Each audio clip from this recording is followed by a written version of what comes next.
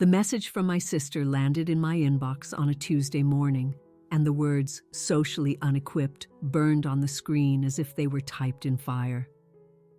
My name is Clara, I'm 30 years old, and my own sister had just decided I was not fit to attend her wedding. According to Olivia, my so-called awkwardness would be a liability, an embarrassment to the family in front of her fiancé's influential relatives. So, rather than beg for a place I clearly wasn't wanted, I booked myself a quiet getaway to the California coast. I had no idea that karma was about to act with breathtaking speed. If you've ever been wounded by someone who was supposed to have your back, then you'll want to hear this. Let me know where you're listening from, and please subscribe if you're new here. Growing up as Olivia's younger sister was like trying to get a sliver of sunlight while living in the shadow of a skyscraper. From the day she started school, she was the golden child, outgoing, effervescent, and effortlessly popular. I, on the other hand, preferred the silent company of my sketchbook and a good novel. In most families, this difference might not have been a big deal, but in the Pierce household, social grace was the only currency that mattered. Our parents, Mark and Helen Pierce, never explicitly said they preferred Olivia, but their behavior screamed it from the rooftops. When Olivia brought a new friend home, my mom, Helen, would whip up a batch of her prize-winning brownies, and my dad, Mark, would drop whatever he was doing to come and make charming conversation. When I occasionally worked up the nerve to have someone over, my parents would offer a clipped hello before vanishing back into their corners of the house. The unspoken rule was clear. Olivia's social life was an investment. Mine was an inconvenience. My 12th birthday party is a memory seared into my brain. My mom had grudgingly let me invite 5 girls from my art class, a stark contrast to Olivia's 16th, where she'd had a dozen friends for a sleepover. When only 2 of my invitees actually showed up, I overheard my mother talking to my aunt in the kitchen. "I just wish she would try harder to be more like her sister," she lamented with a heavy sigh. Olivia never had any trouble making friends. I just stood there frozen in the hallway, my party hat feeling lopsided and foolish, my entire being feeling like a fundamental letdown. By the time we were in high school, our roles had been permanently cast. Olivia was the prom queen, the student council president, the girl whose presence was demanded at every party. I was the quiet artist who ate lunch in the art room and had exactly 2 people I considered real friends. My social anxiety, which often came out as long, awkward silences or a slight stutter when I was nervous, became a running family joke. Clara had another one of her Clara moments today, my father would declare at the dinner table, before recounting how I'd fumbled through a conversation with a new neighbor or stumbled over my words while ordering a pizza. They'd all laugh. It wasn't mean-spirited, not really, but it was a casual, dismissive kind of humor that cut deeper because it was cloaked in the familiarity of family. Olivia would sometimes toss out a half-hearted, "Oh, leave her alone," but just as often she'd join in, mimicking my nervous tics with a cruel accuracy that only a sister could master. Despite all this, I truly did love her. Woven between the painful memories were threads of a real connection.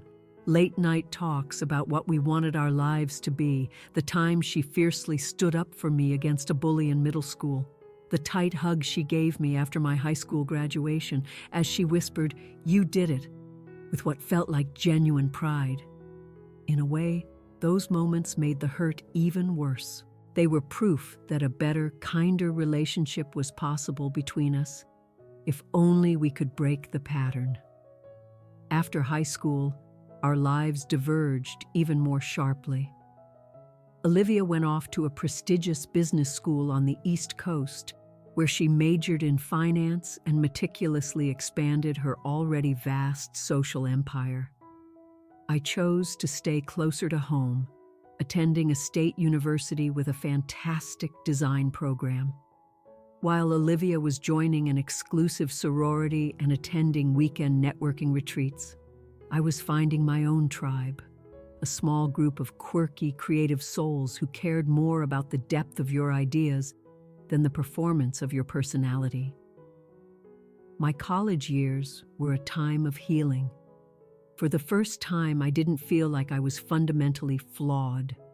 My quiet, observant nature was seen as a strength in design critiques. My meticulous attention to detail made me a valuable partner on group projects. I graduated with honors and had several job offers, ultimately choosing a remote position as a UX designer for a tech startup. The job was perfect for me.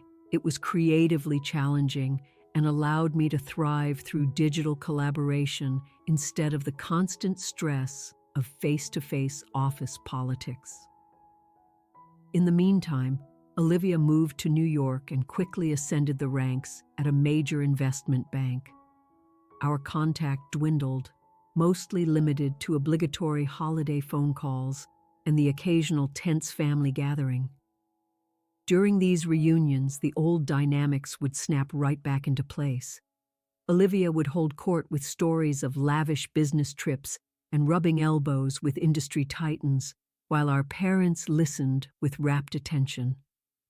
My updates about launching a new website feature or getting praise on a client project were met with polite, vacant nods before the conversation inevitably swung back to Olivia's far more glamorous world. When Olivia met Ethan Prescott at a charity auction 3 years ago, our already fragile connection began to fray even more.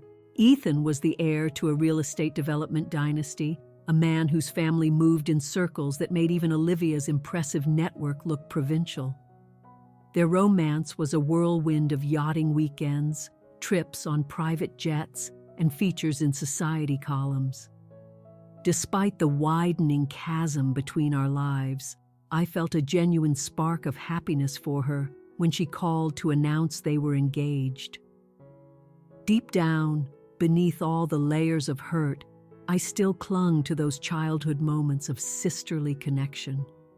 I started to imagine that her wedding could be a new beginning for us, a chance to finally show her the capable, content adult I'd become, not in spite of my quiet nature, but because of it. "I'm so happy for you, Liv," I told her, using the childhood nickname that had fallen by the wayside years ago. For a brief moment, the nickname seemed to work its old magic. "Thanks, Claire," she replied, and there was a warmth in her voice I hadn't heard in a long, long time. "It's going to be the most incredible day. Just wait until you see the venue Ethan found." That one phone call filled me with a dangerous sense of hope. For weeks, I found myself daydreaming about the wedding, not about being a bridesmaid or other girlish fantasies, but simple visions of reconciliation. I pictured a moment where Olivia might finally see me for who I was. I imagined our parents seeing both their daughters as successful adults, finally recognizing that we had taken different, yet equally valid, paths in life. I should have known better. I should have known the road to disappointment is so often paved with fragile hope. The save-the-date card arrived in early October. It was a thick, cream-colored card with elegant gold script, announcing that Olivia Pierce and Ethan Prescott would be married the following June at the historic Brown Palace Hotel in Denver. I traced the raised lettering with my finger, imagining the meticulous care that had gone into every detail. This tangible piece of her future reignited my determination to mend our fractured relationship. I called her that same evening, pushing through the wave of anxiety that always preceded a phone call with her. "The save the date is absolutely gorgeous," I said after we exchanged pleasantries. "Is there anything at all I can do to help with the wedding?" I know you must be swamped with work and all the planning." A small, calculated pause hung in the air before she answered. "That's really sweet of you, Claire, but I've got it all under control. Ethan hired the best wedding planner in the state." "Oh, right, of course," I said, trying to keep the disappointment out of my voice. "Well, if you need any design help, for programs or a wedding website or anything, that's kind of my specialty. The planner has a whole team for that stuff," she replied, her tone brisk. "But thanks for the offer." I tried again a couple of weeks later, suggesting we grab coffee when she was in Denver for a venue walkthrough. "I'd love to just see you and catch up." "God, I wish I could," Olivia said, letting out a sigh that sounded expertly rehearsed. "The schedule is just insane, wall-to-wall meetings. Next time, for sure." By the time the holidays rolled around, I had tried 6 separate times to get involved, to be a part of her big day in some small way.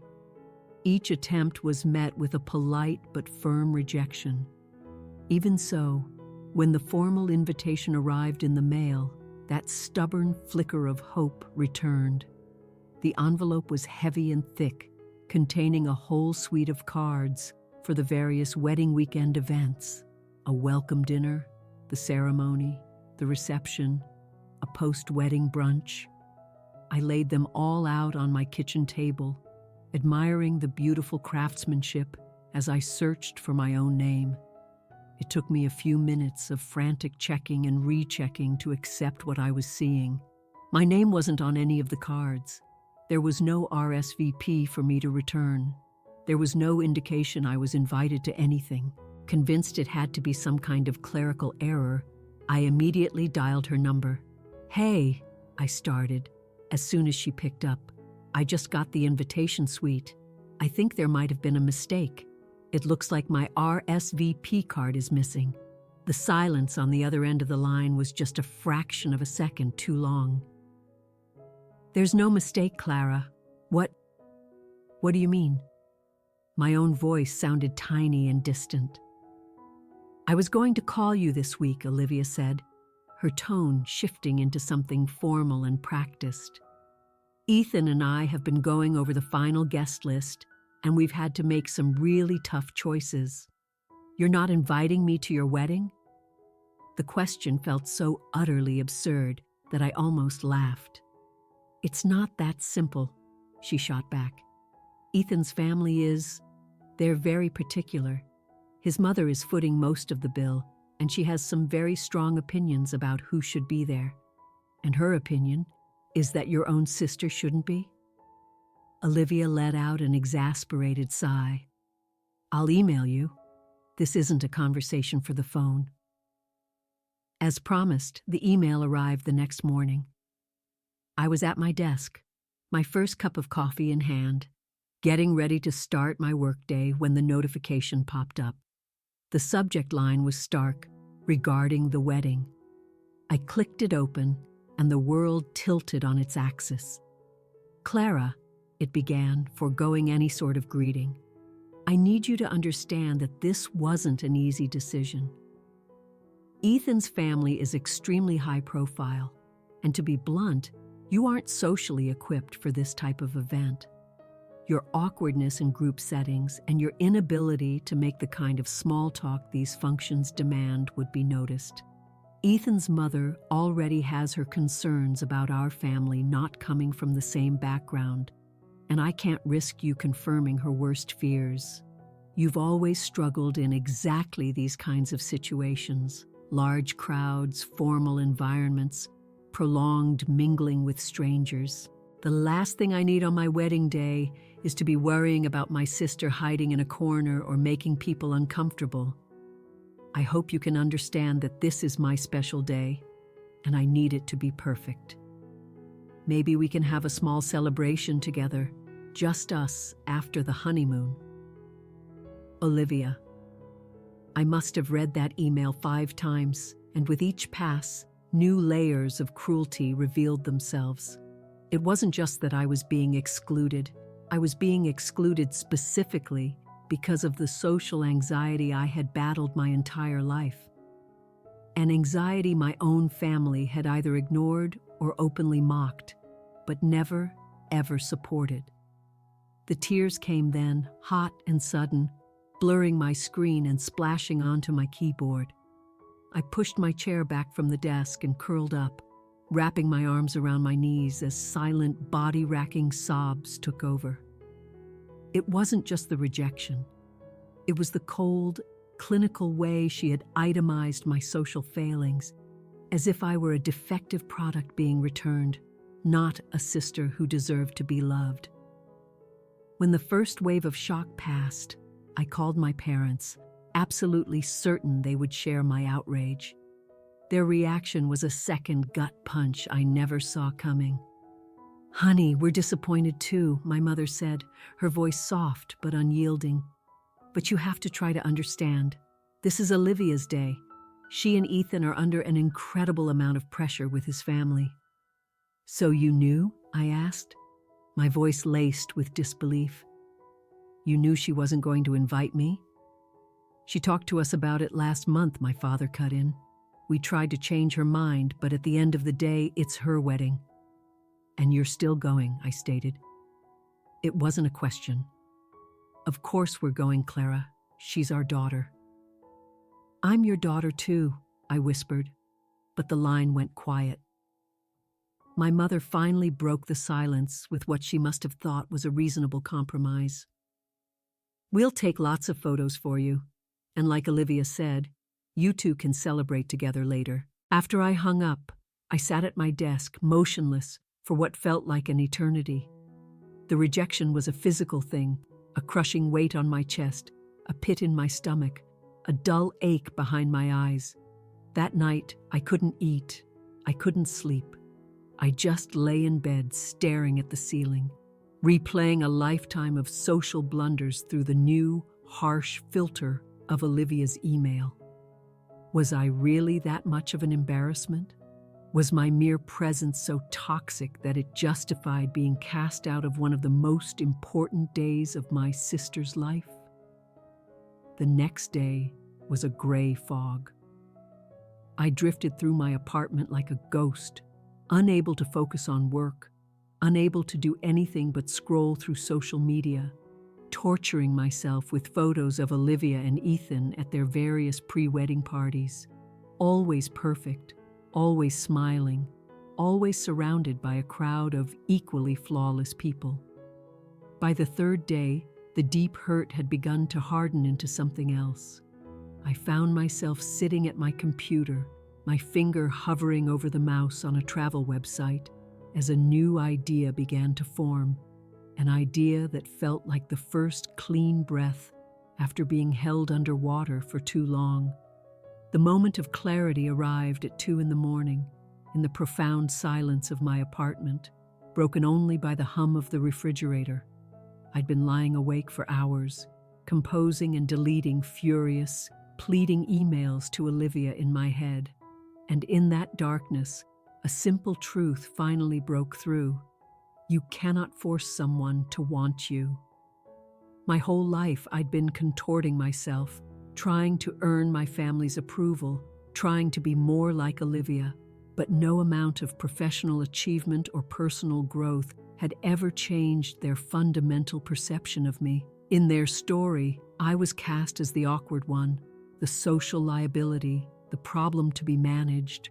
What if, for once, I chose myself instead?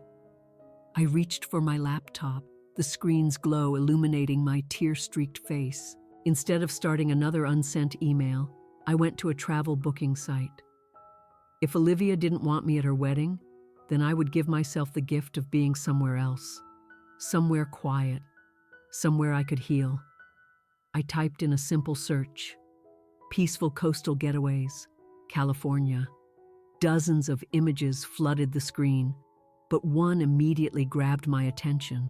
A small private cottage in Carmel by the Sea, available for the exact 4 days of Olivia's wedding weekend. The photos showed a charming sea blue cottage with huge windows looking out over the Pacific. It was just a short walk to the beach, but nestled in a grove of cypress trees that promised privacy. Inside, there was a cozy living room with a stone fireplace, a sun-drenched kitchen, and a bedroom with a four-poster bed. I didn't hesitate. I booked it for 4 nights, from the Thursday of the rehearsal dinner through the following Monday. The confirmation email pinged into my inbox seconds later, and with it came a strange, bittersweet feeling of liberation. I had made other plans for my sister's wedding weekend.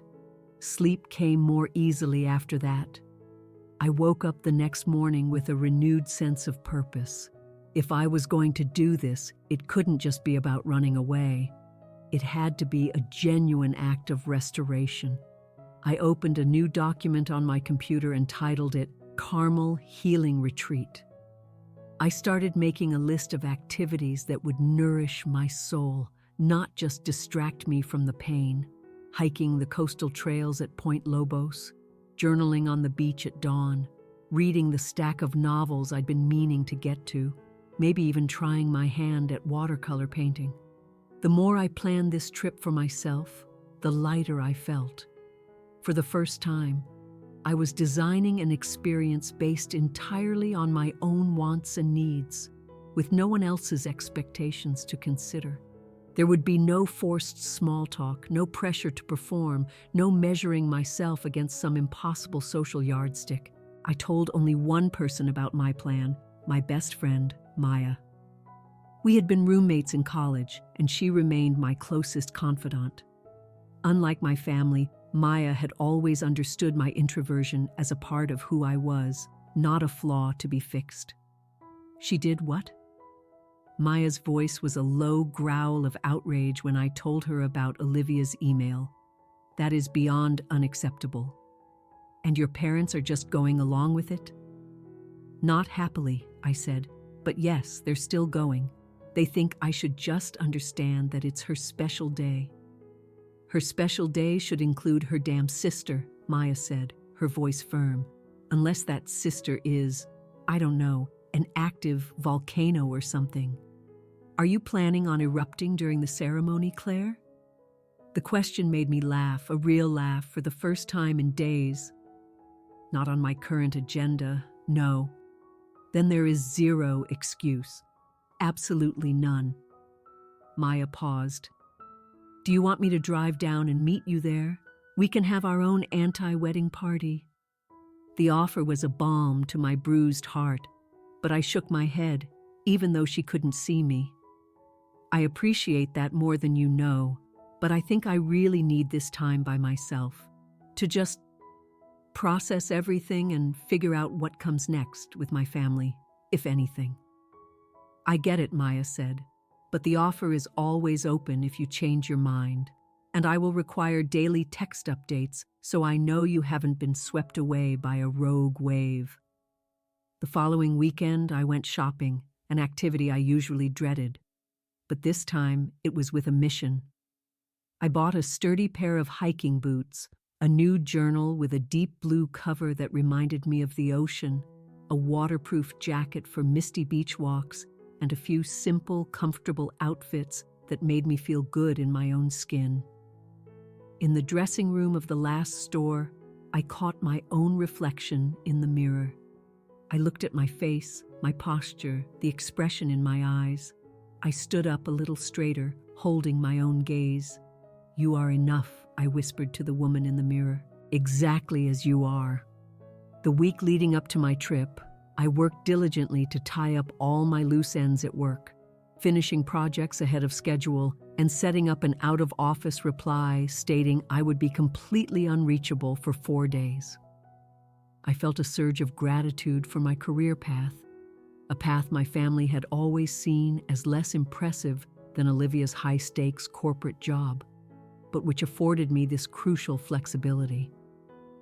I thought about telling my parents where I was going, but decided against it.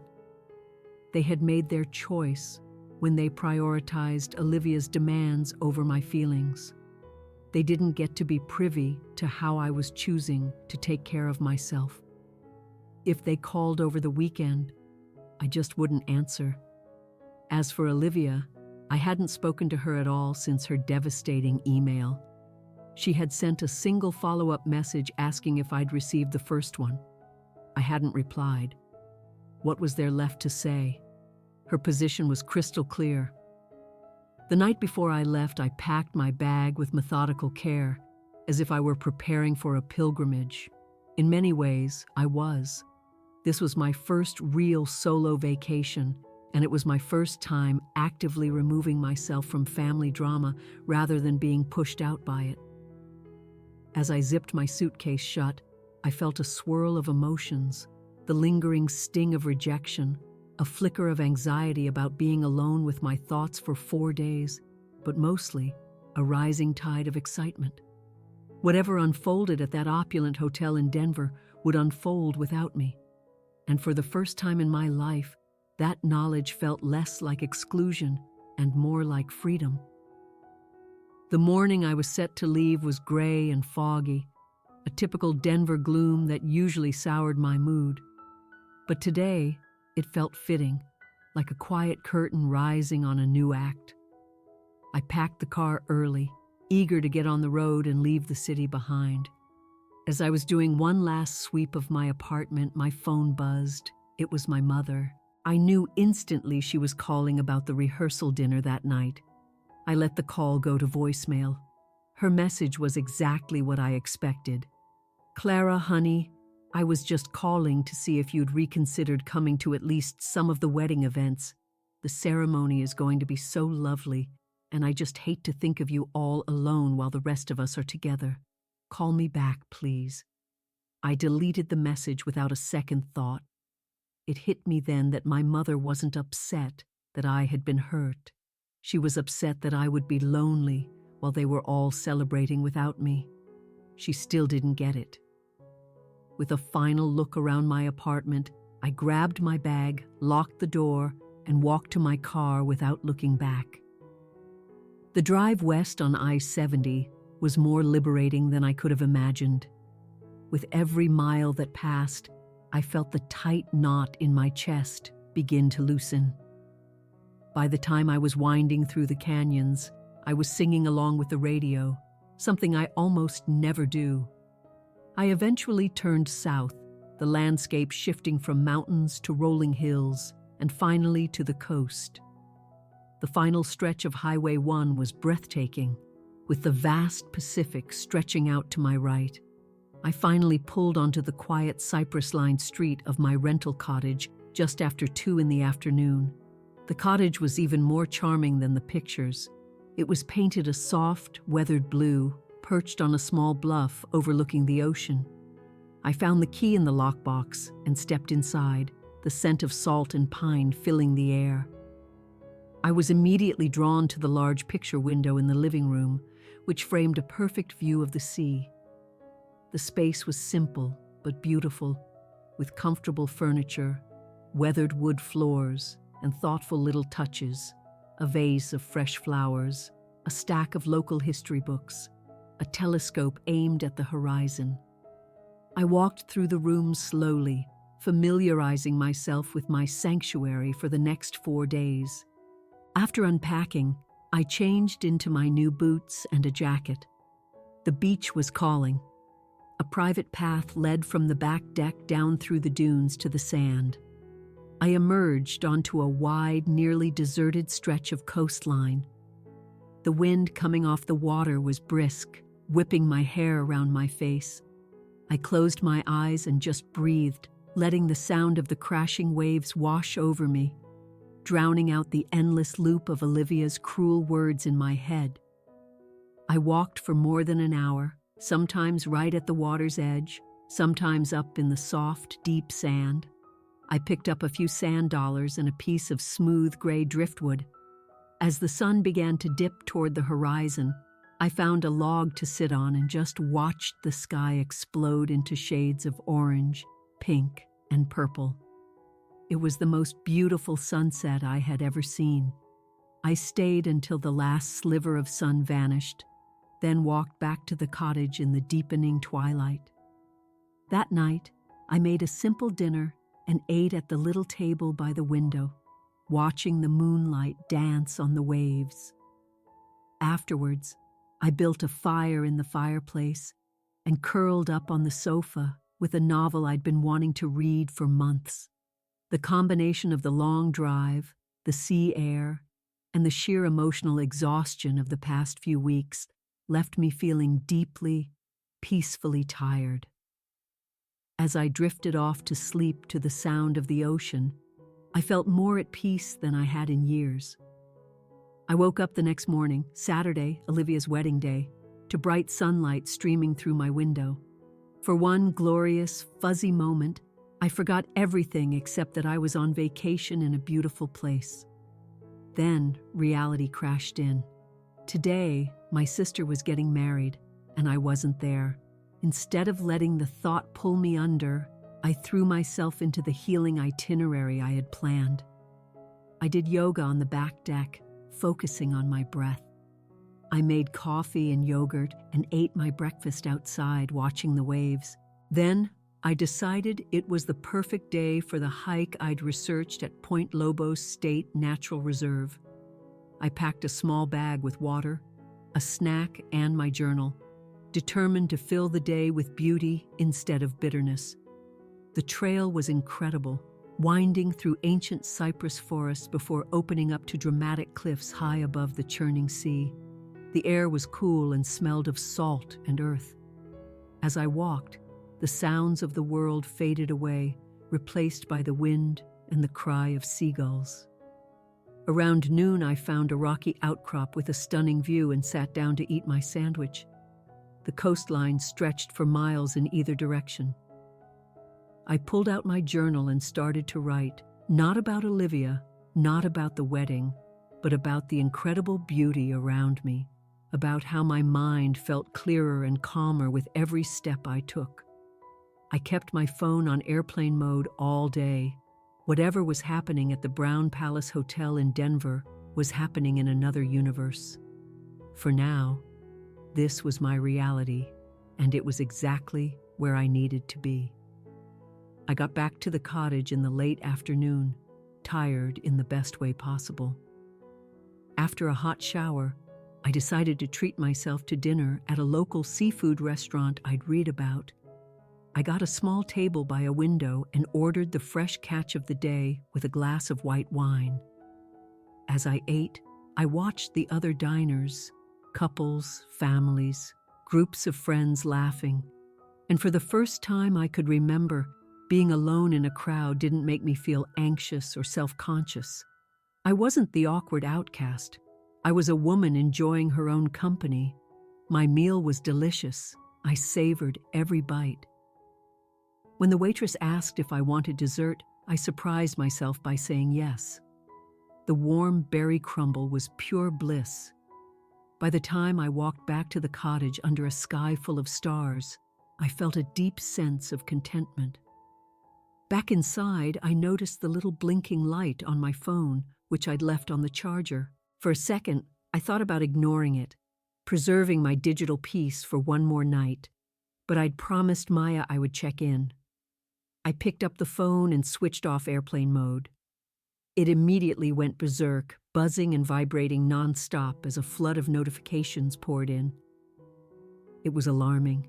22 missed calls, 37 text messages, and 10 voicemails. My first thought was that something terrible had happened to my parents. My heart hammering against my ribs, I scrolled to the most recent text. It was from Maya, sent just 20 minutes ago. "Clara, call me the second you get this. Serious wedding drama." Before I could even dial her number, my phone rang. It was Maya. "Oh, thank God," she said the moment I answered. "I've been trying to reach you all day." I was starting to panic. "I was hiking," I explained, sinking onto the sofa. My phone was off. "What's going on? Is everyone okay? Physically?" "Yes," Maya said. "Emotionally. Your sister is having a spectacular meltdown because Ethan left her at the altar." The words didn't register at first. "What do you mean, left her at the altar?" "I mean, he literally didn't show up for the ceremony," she said. "Well, he showed up at the hotel, but he refused to go through with it." They had a massive blowout fight right before she was supposed to walk down the aisle. I sat there in stunned silence, trying to wrap my head around it. How do you know all this? My cousin Jenna is on the catering staff, Maya explained. She texted me the whole play-by-play. Then it started leaking onto social media from some of the guests. It's an absolute train wreck, Claire. What were they fighting about? I asked, my voice barely a whisper. You, actually, Maya said, her tone softening. At least you were the catalyst. From what Jenna overheard, it all started at the rehearsal dinner when Ethan's sister, Emma, asked where you were. Olivia gave some lame excuse, but this morning, Emma went straight to Ethan and asked him why you weren't there. Turns out, he had no idea you'd been uninvited. My hand tightened on the sofa cushion. He didn't know? Nope. Apparently, he was absolutely furious. He confronted Olivia, and she tried to spin it like she was protecting you from an uncomfortable social situation. He wasn't buying it. He told her he couldn't marry someone who would lie to him and treat her own sister so cruelly. I closed my eyes, the scene playing out in my mind like a movie. There's more, Maya continued. Your parents have been calling me, trying to find you. They seem to think you can swoop in and fix this. As if on cue, my phone buzzed with an incoming call. My mother. She's calling me right now, I told Maya. Are you going to answer? I hesitated. Not yet. I need a minute.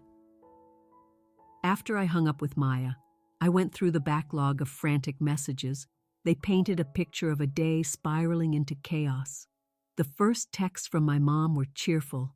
Then came the frantic ones around 4 p.m. when the ceremony was supposed to start. Call me immediately. There's been a situation. The voicemails grew more and more desperate, my mother's voice cracking with panic. Clara, the wedding is off.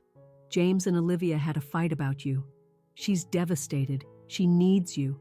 The most recent one, left just an hour ago, was from my father. Clara, he said, his voice heavy, I know you're hurt. You have every right to be, but your sister is in a bad way. She keeps asking for you. She needs her sister right now. Please call us. I listened to the messages, my emotions a chaotic jumble of shock, vindication, and a strange, hollow sadness. I had never wished for this. But I couldn't deny the sharp sting of justice, knowing her own cruelty had been the cause. My phone rang again. An unknown number. I answered cautiously. Is this Clara Pierce? A man's voice asked. Yes, I said. This is Ethan Prescott.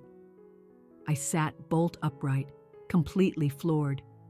Ethan, I just heard. I'm so sorry. Don't be, he said, his voice firm. I'm the one who should be sorry. I had no idea Olivia excluded you. I never would have imagined. She said I'd embarrass her, I said, the words still tasting like acid. That's what she told me, he confirmed. She tried to frame it as her being considerate, but it revealed a side of her I hadn't seen before. The thing is, Clara, my own sister struggles with social anxiety. The way Olivia talked about you, as if you were some kind of defective embarrassment, it made me sick. I'm sorry this all happened, but I'm not sorry the wedding is off. Better to know now. After Ethan's call, I sat in the dark for a long time, just watching the ocean. My family wanted me to rush back, to play the role of comforter and fixer. But a stronger, clearer voice inside me said, no. I opened my laptop, extended my booking at the cottage for 3 more days, and sent a brief email to my boss. Only then did I text Maya, asking her to tell my parents I was safe, but would be in touch when I returned. That night, a storm rolled in off the Pacific, the wind and rain lashing against the cottage. It was a perfect reflection of the chaos I had narrowly escaped, and a potent reminder that sometimes the only sane response to a tempest is to find shelter and wait for the sky to clear.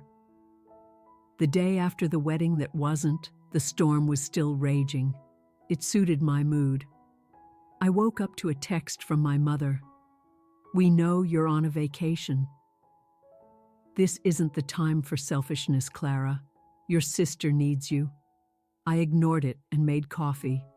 I had decided not to run. I would face them, but on my own terms, after I had finished what I came here to do. I spent the day reading, writing in my journal, and walking on the windswept beach.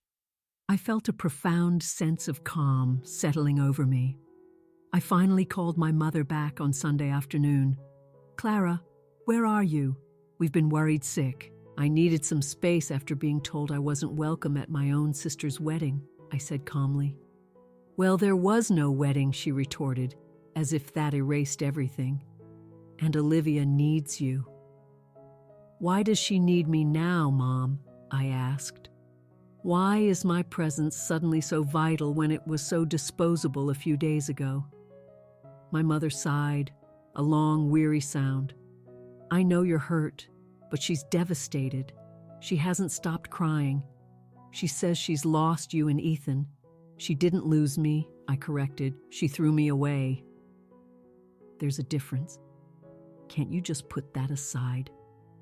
"She's in pain, and I needed a sister my whole life," I replied, surprised by the steadiness in my own voice. I needed a family that didn't see my personality as a flaw.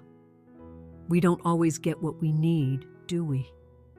After a stunned silence, she reluctantly accepted that I was not coming home until Wednesday. Next, I met Olivia for coffee that Thursday. The woman who walked into the cafe was a ghost of my sister. Her face was pale and bare of makeup, her posture slumped. "Thank you for coming," she whispered. "Why did you do it, Liv?" I asked gently. She stared at her hands. The truth is, I've always been jealous of you." I was speechless. "Jealous of me?" "You've always been so authentic," she said, tears welling in her eyes. "You know who you are. You built a life that actually makes you happy. I just built one that looks good from the outside. Having you at the wedding, it would have just highlighted how fake everything was. My relationship, my life, me." The raw honesty of her confession shattered my anger. For the first time, I saw the scared, insecure girl hiding behind the golden child facade. "I don't expect you to forgive me," she said. But James was right. The person I'd become, she didn't deserve a happy ending. I reached across the table and took her hand. "This isn't about what you deserve, Liv. It's about who you want to become now." Our conversation that day was the beginning of something new. It was painful and awkward, but it was real. I set clear boundaries, and she told me she was starting therapy. The conversation with my parents that weekend was even harder. They were defensive. "We never meant to make you feel less than," my father said. "Intent and impact are two different things, Dad," I told them. It wasn't a resolution, but it was a start. 3 months later, life has found a new rhythm. My relationship with Olivia is a quiet work in progress, built on a foundation of newfound honesty. I joined a book club, making new friends on my own terms. The sand dollars and driftwood from Carmel sit on my windowsill, a daily reminder of the weekend that started with a brutal rejection, but ended in a quiet, powerful self-reclamation. I learned that being true to yourself isn't a social liability. It's the ultimate source of strength. Sometimes the most profound growth is born from the deepest pain, and sometimes the peace you find when you're all alone by the sea is the very thing that allows you to build a more authentic life with others. Have you ever had to set a difficult boundary with family? How did you find the courage to stand up for your true self?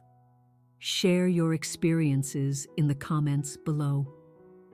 If this story resonated with you, please like and subscribe to hear more journeys of healing and self-discovery. Always remember, your worth is not determined by someone else's inability to see it. Thank you for listening.